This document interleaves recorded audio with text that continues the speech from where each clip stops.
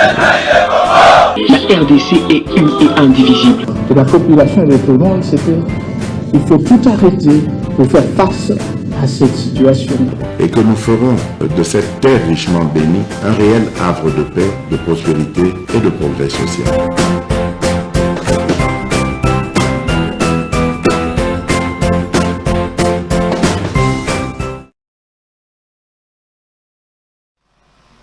Merci. Deuxième numéro, toujours Pesabino Mbote Ndenge Bozaliko.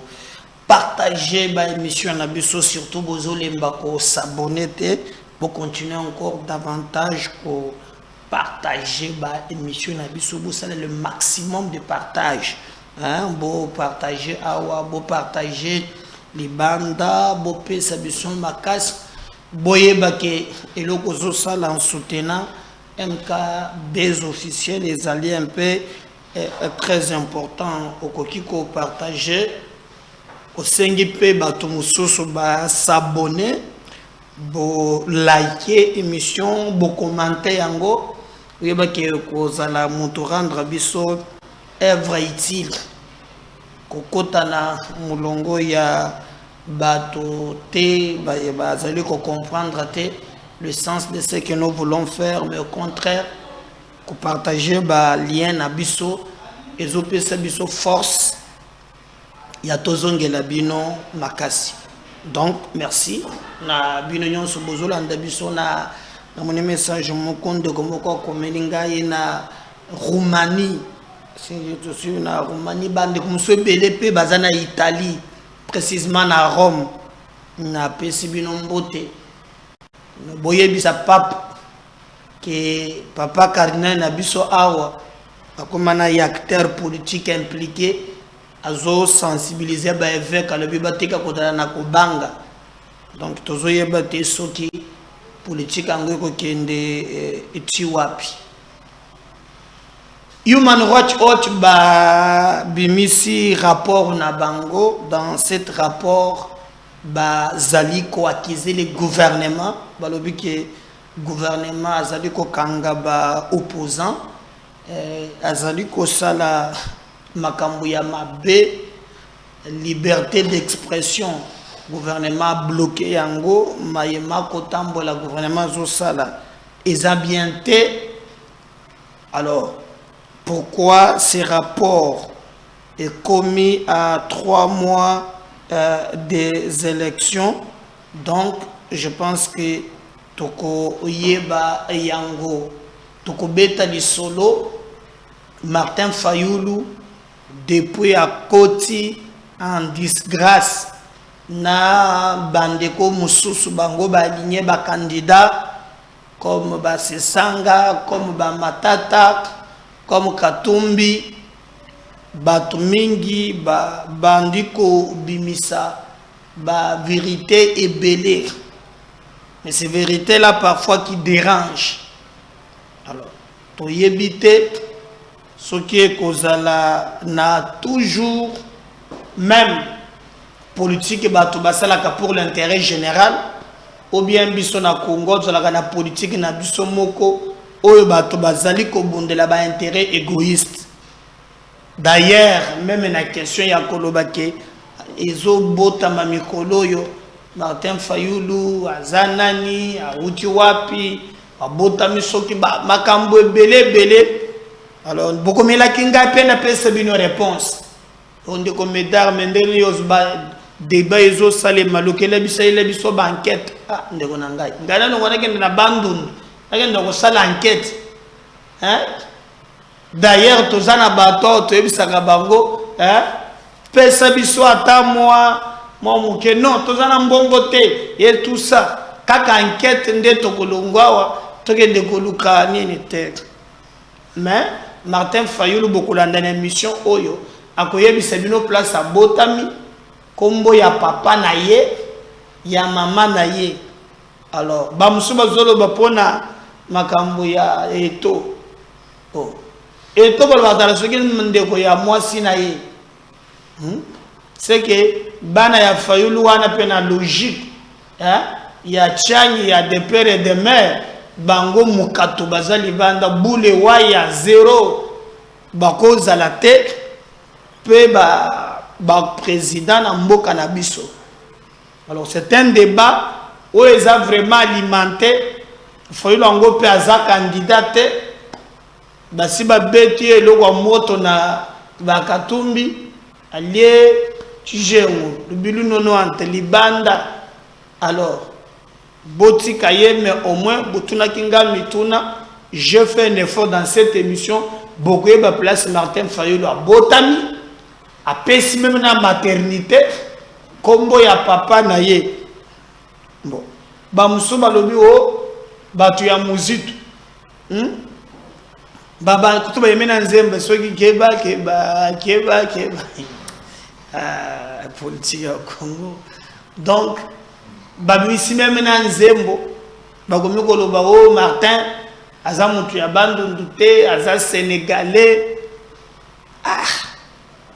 Donc makambo ebele mama moko pa abimi o ya tanga na soki na papa ya Fayulu sénégalais bakotana ke na Belgique. Alors là on la nationalité s'accorde en genre et en nombre selon appartenance à Muntulinga Bambayo Yango. C'est ça le Congo. Alors toyebite ce débat là et la mukilelo ezapona nini nazoye bate. Mais Didi Martin yemoko akati likambo à la musi à la kisi bisika ya botemelaki o bikolo bino bozope sawa na etalipe bino moko. Mais ye alobi aza congolais mboka o ya botami beaucoup yeba yango apesi kombo ya maternité kombo ya bandeko na ye.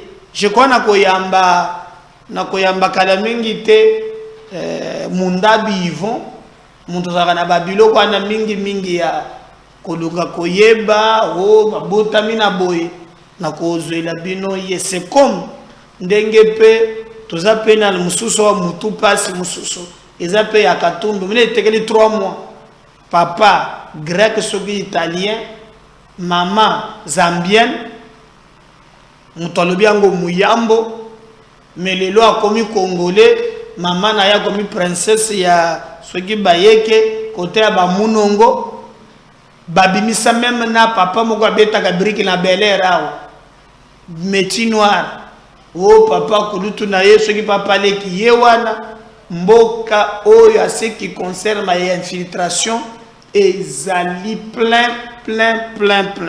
Mais c'est pas moi yakoya awa kobanda koluka na créer confusion.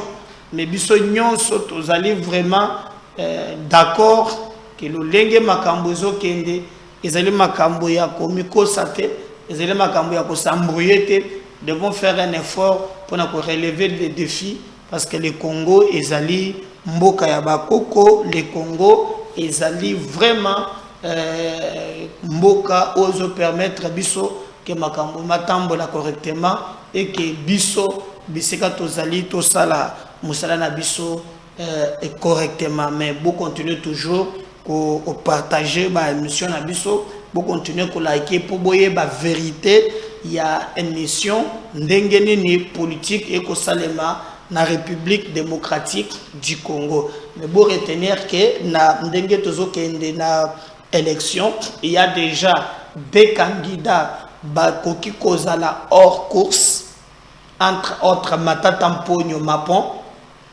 Les informations autres qui bandeko musuba lobi selon ba proche qui azana kindukuna alingaki ya population mutepe qui si alobi ko kende na yo Kinshasa te biso toza prêt ya ataba tindi ba soldat au to silani na maboko yo zena place ya ko kende te ba musuba lobi azakuna parce que nzela muku kaka frontière na Rwanda tu à côté na kati. D'ailleurs quelqu'un m'a envoyé extrait à vidéo parce que je n'ai pas assez de précisions. Lunda Bouloulou qui était, je crois, premier ministre à l'époque, à l'obéque Tango ya Zalaka, premier ministre, Matata Mponyo Bukangalonzo Oyo, Ayaki, comme chef de délégation, il y a des étudiants rwandais. Mboka ba nationalité. Matata Mponyo, abilunda bolo abike non aya nde barwande bayaka non o ba délégation matata la chef ya délégation malobi qu'il était étonné à monake a commis na ye premier ministre do elekela ya lobana na mona mboka mobo était bato bazwaka nationalité lokola na Congo na ye mboko pe kamusa ye. Alors ba musuba lobi que non azana frontière a kochodile na Rwanda pour na peut ko rejoindre Corneille nanga bobi ke nanga ba caméra mususu mona ki pa Kigali kuna yango bazotindika ye alo bakamakambo ya ba FDLR pour être la quand même à se ressourcer mais bolanda kitire musene pour lobite bolanda na bino nanga te nanga na mwanga chuchu za makambo ya min ba botolaki ibango. Alors tozokende na élection mais ba révélation ezokobaka toujours na kokoba eza soli kambo ya kozela musika te déjà na dans 3 mois tokoyebana ngana kozala déjà na ngana niveau ya parlement omoni na ebisaki bino bozana commune à Kinshasa bolandaka ngamwa mingi ba base dans tous les quartiers bozana lukunga botia ba base partout musala yesalema pour te relever défi tola kisabango ke biso toleki bango na ebele et que la volonté populaire de notre peuple c'est de changer les choses. Alors batu mingi bazali ko bomana.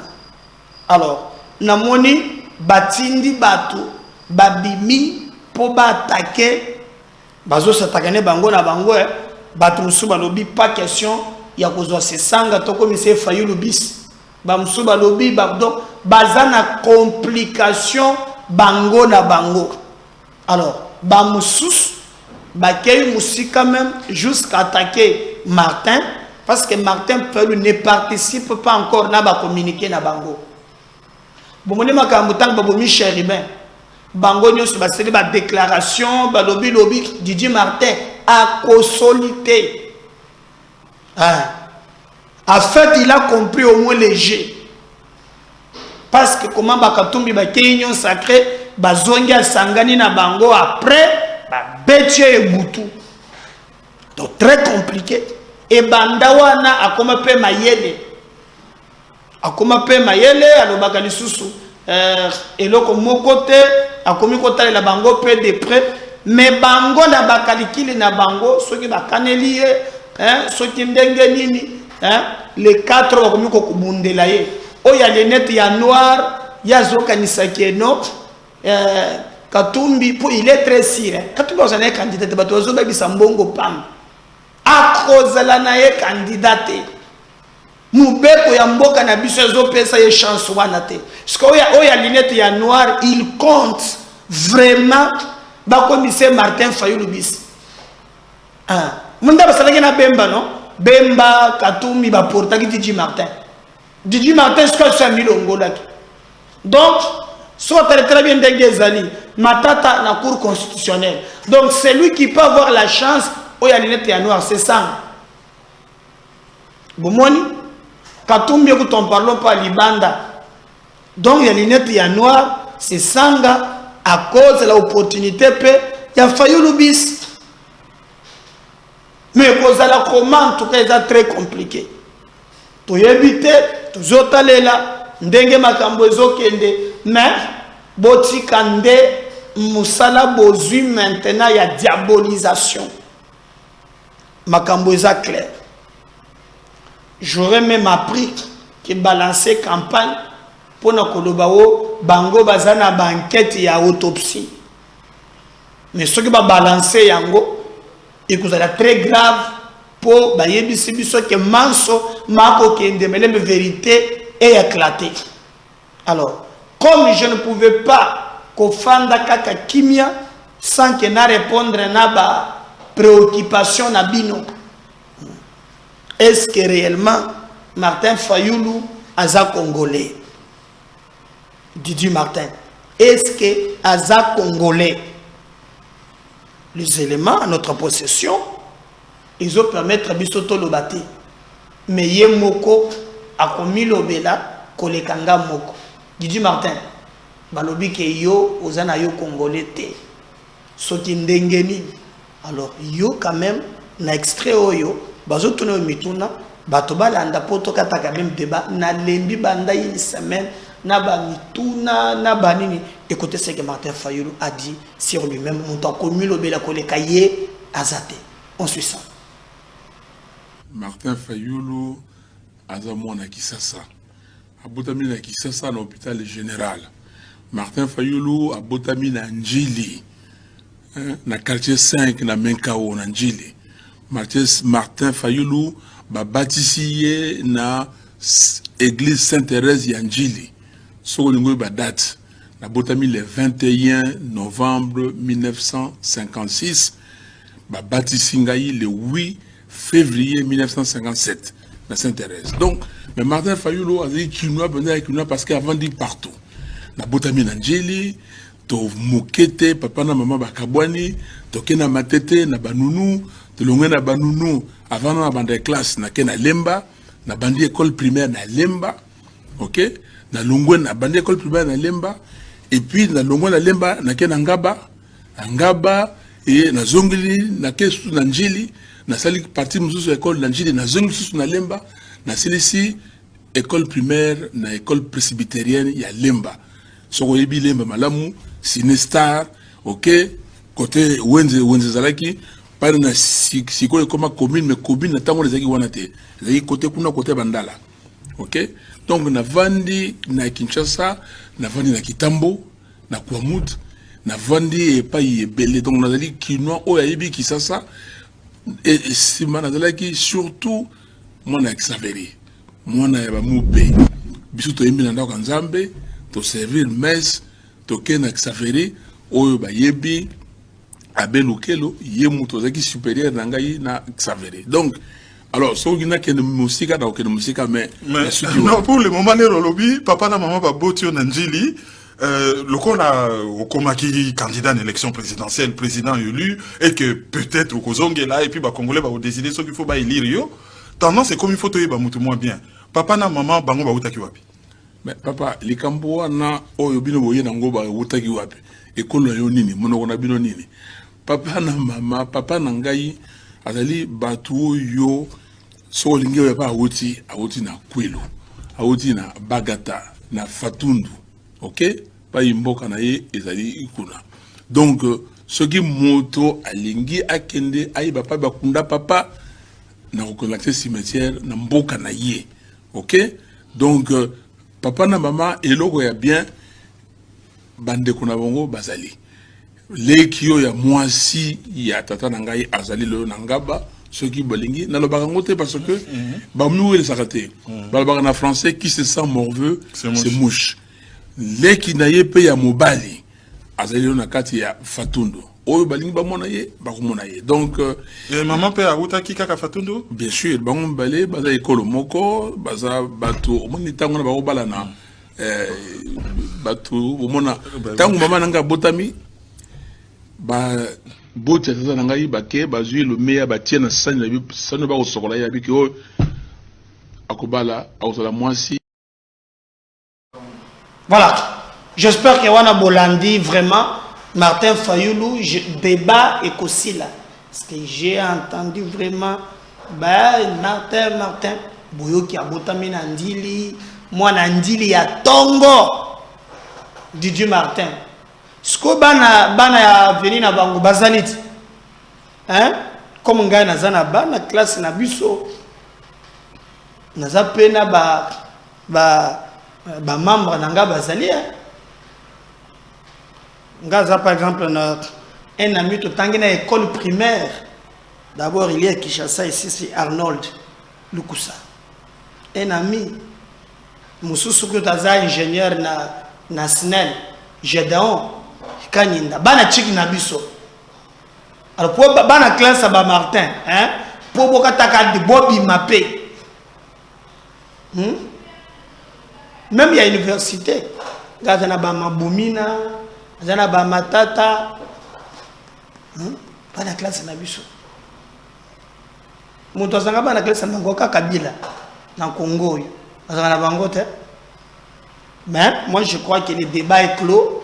Martin Fayulu a le bien zana congolais ya bolokele ba problème te abotamine grandi au Congo na geli solo moko oh non Martin Fayulu akomana bandundu yaya na ye ya mwasi nda aza sénégalais tu ya na wana nda za gestionnaire ya stade de martyrs actuel ye moto mema Fayulu kuna tango aza mobali nde pour la première fois que Martin akomana bandundu bino bozana ba histoire na mboko yo donc très grave.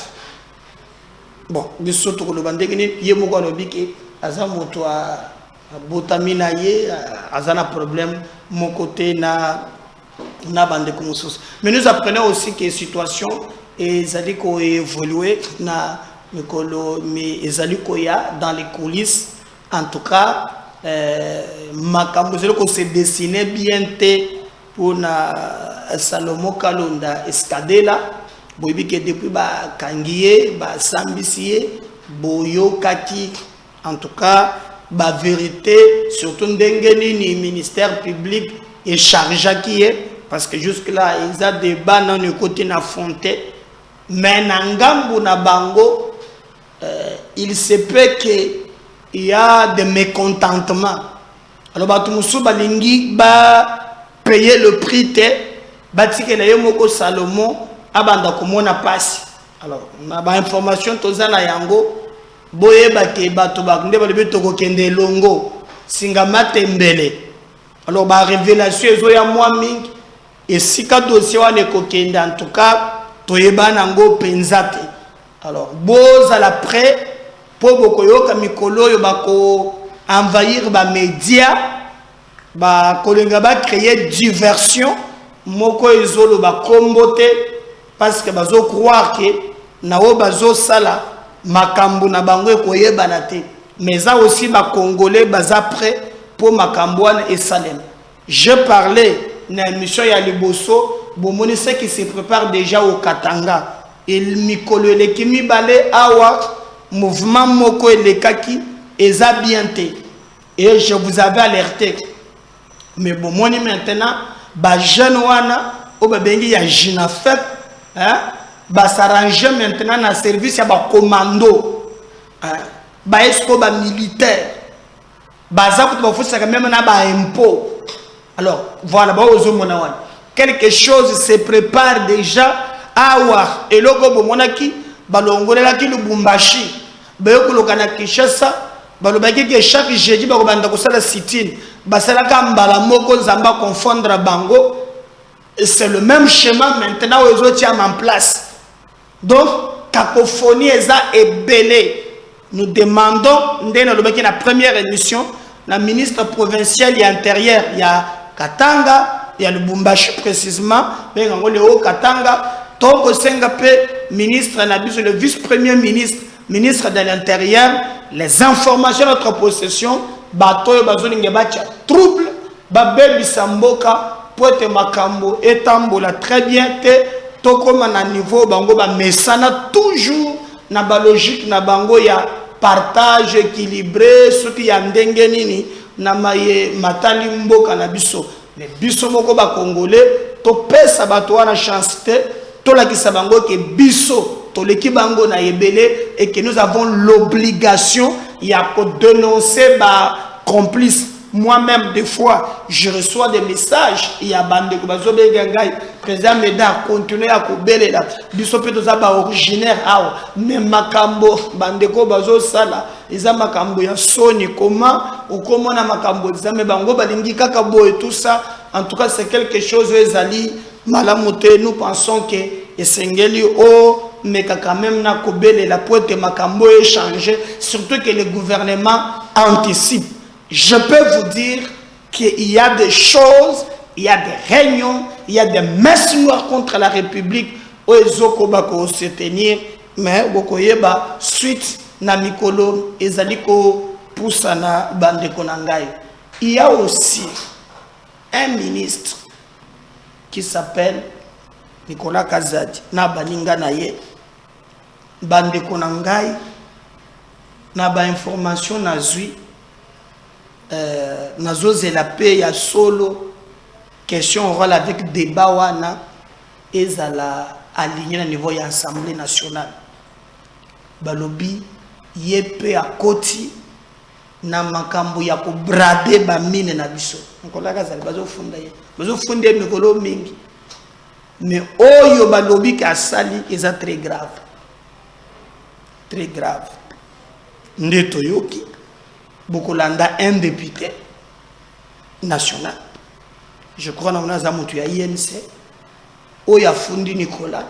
Ba beti kop na ba to ya ba rabini. Ba ina ba société na bango. Selon les informations, et ça que société wa le na $20,000. $20,000. Bango ba na 11,000. Gouvernement coûte 9,000. Total 20,000. Ce qu'on ba pesi société wana. Ndingisa ya kosala ba minéré ba or ba exonéré bango. Ah Nicolas, est-ce que c'est vrai? Bon, toi quand député national oyo azali ko tiaba makambo wana des fois il serait na motema passe qui te pose la question en réalité si ça s'avère vrai et que rentrée parlementaire paix. Je crois que les autres ont kadate, ils ont yasuka. Alors, toyoka quand même vérité. Obi, ils ont la malédiction. Alors qu'au contraire, ils ont bénédiction.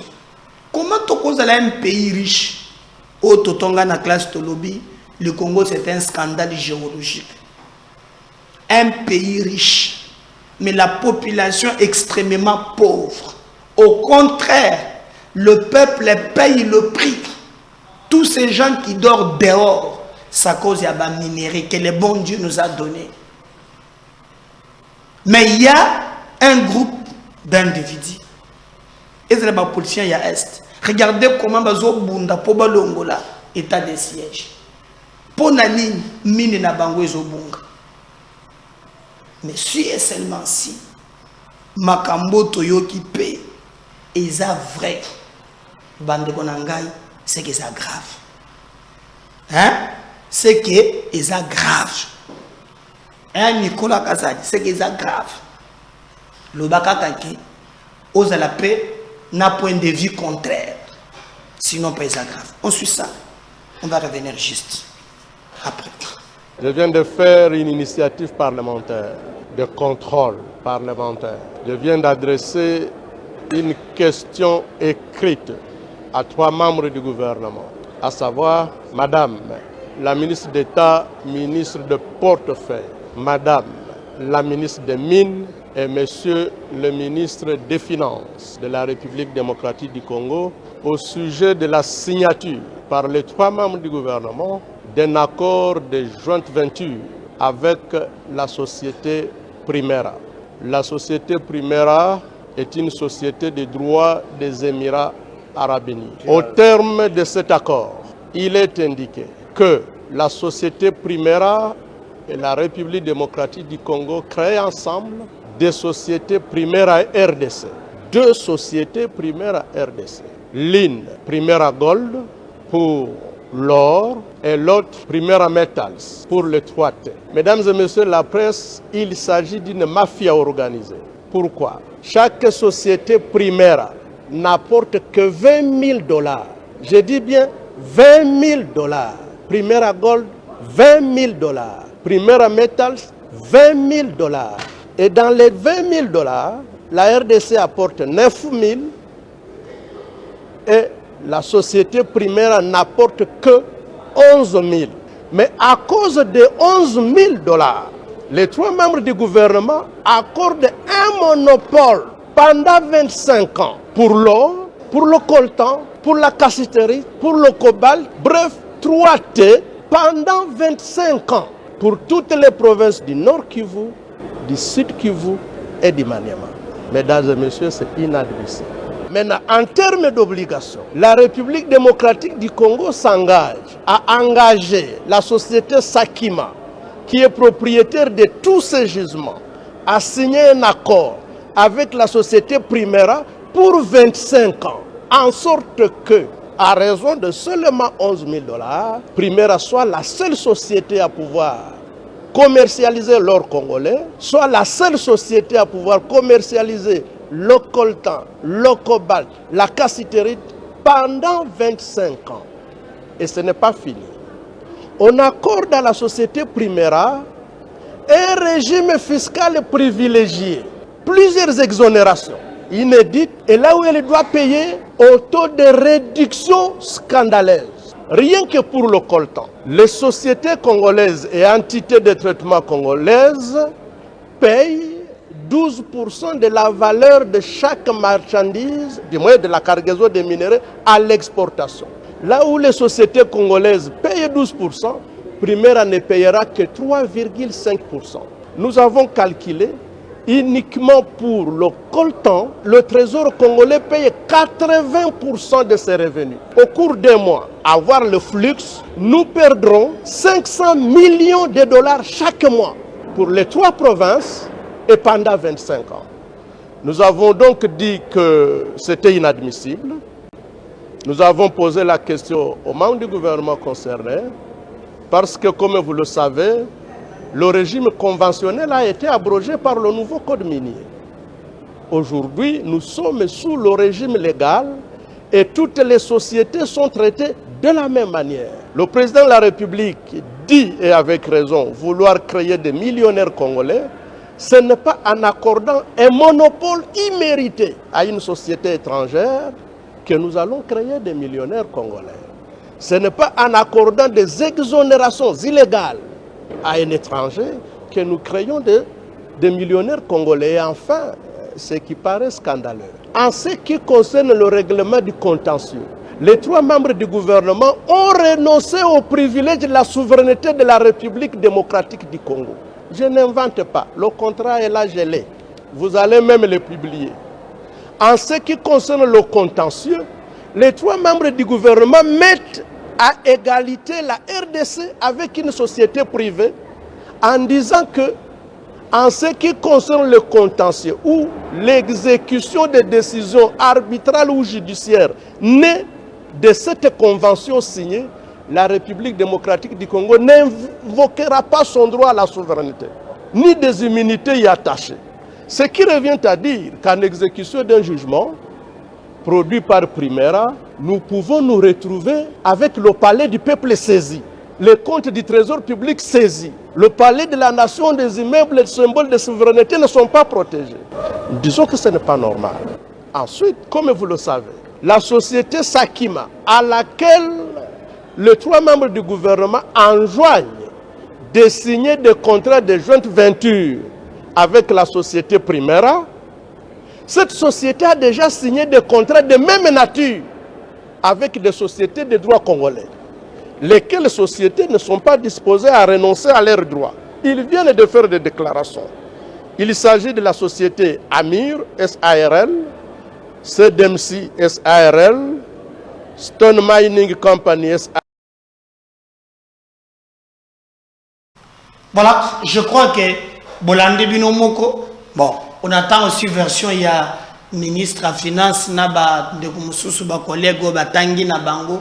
Si seulement si c'est vrai, c'est très grave, c'est que tout le monde Congo, ba to bazali kolobelate. Bolande ki deba moko o ezala kia au stade des martyrs, bakangi yango, kaka stade Mazembe, c'est le seul stade, un manager. Je vous avais dit que Biloko wana molili ezanakati. Le stade des martyrs. Nini l'équipe na stade des martyrs n'a pas compétition zoya. TV za radio te. Me bolanda bino regardez ça. Grande et bonne nouvelle qu'attendait tout sportif quinois est enfin là. Le stade des martyrs de la Pentecôte abritera le choc RDC Soudan, comptant pour la 6e et dernière journée des éliminatoires, CAN Côte d'Ivoire 2024, le 9 septembre prochain. L'homologation de la grande calebasse sportive est parvenue à la FECOFA aux premières heures du mercredi 16 août 2023.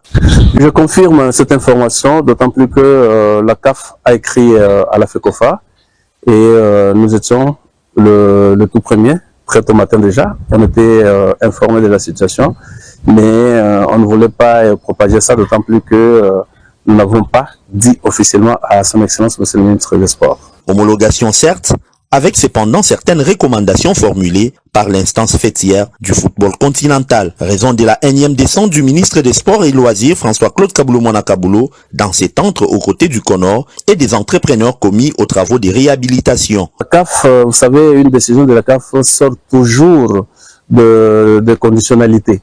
Ils ont donné 4 conditionnalités, ils ont rajouté dessous.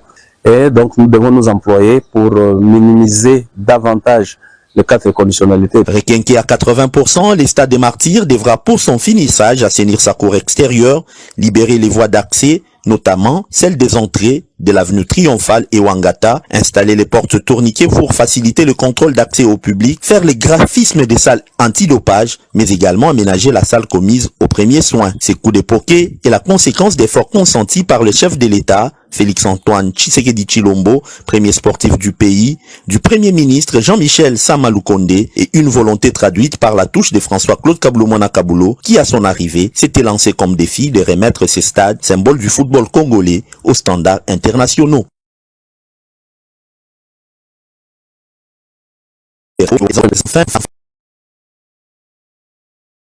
La grande et bonne nouvelle qu'attendait tout sportif quinois est enfin là. Le stade des Martyrs de la Pentecôte abritera le choc RDC Soudan, comptant pour la 6e et dernière journée des éliminatoires, CAN Côte d'Ivoire 2024, le 9 septembre prochain. L'homologation de la grande calebasse sportive est parvenue à la FECOFA aux premières heures du mercredi 16 août 2023.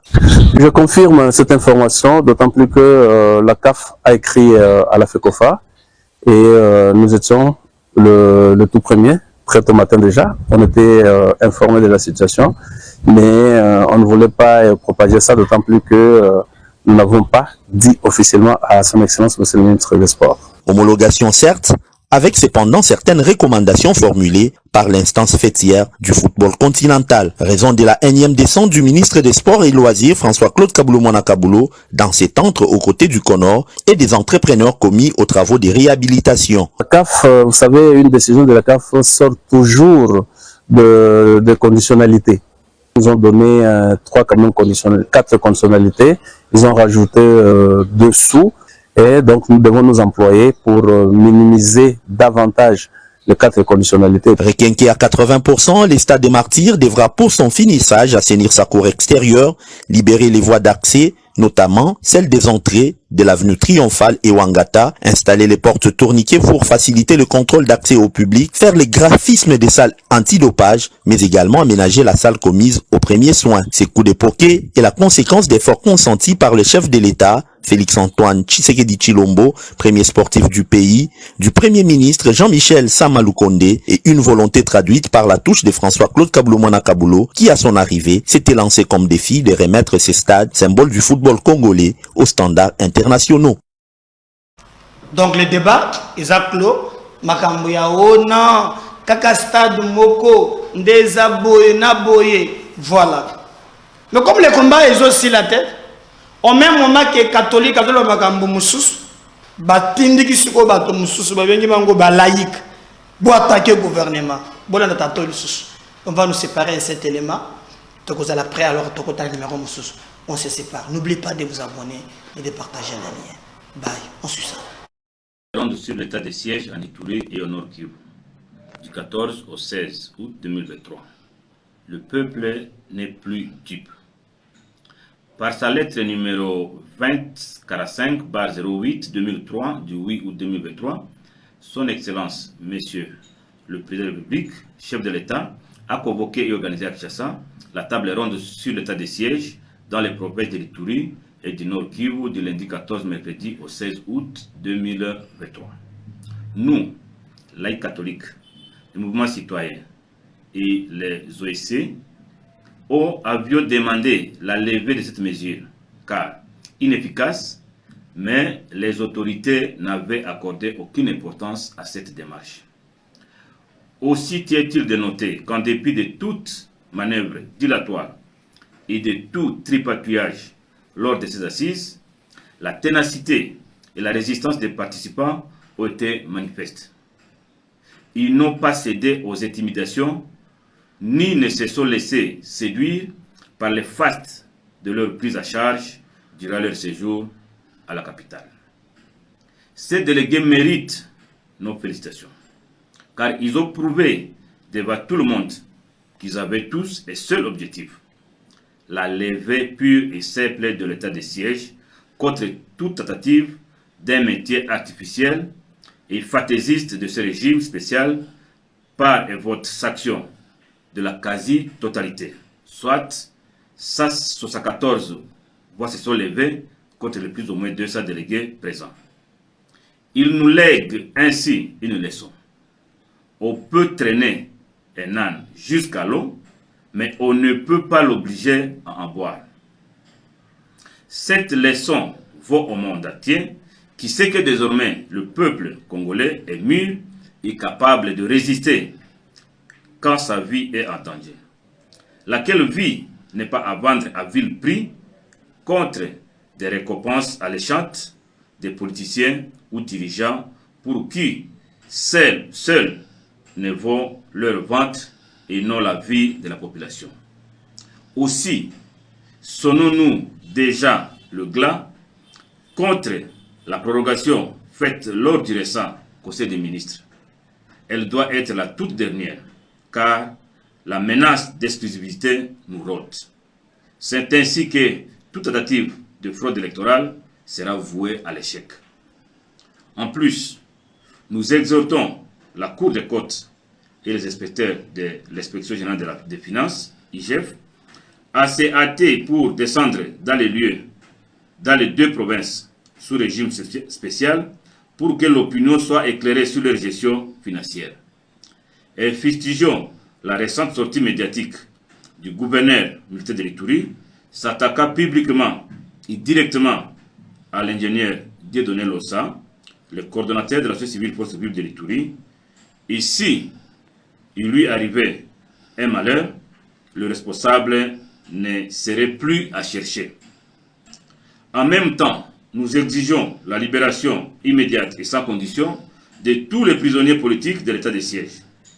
Au Nord Kivu, par exemple, King Mwamisio Ndungo de la Lucha à Goma, Fisto Isambiro de la Veranda Muchanga à Beni, Nico Sivia Gendera de l'ECD à Kasindi et Delka Idengo, artiste et musicien de Beni détenu à Goma. Enfin, nous invitons tous les Congolais, surtout ceux de l'Ituri et du Nord Kivu, à rester éveillés face à tous ceux qui piétinent leur dignité et leurs droits. Car une revendication légitime et pacifique est constitutionnellement garantie. Fait Kinshasa, le 22 août 2023.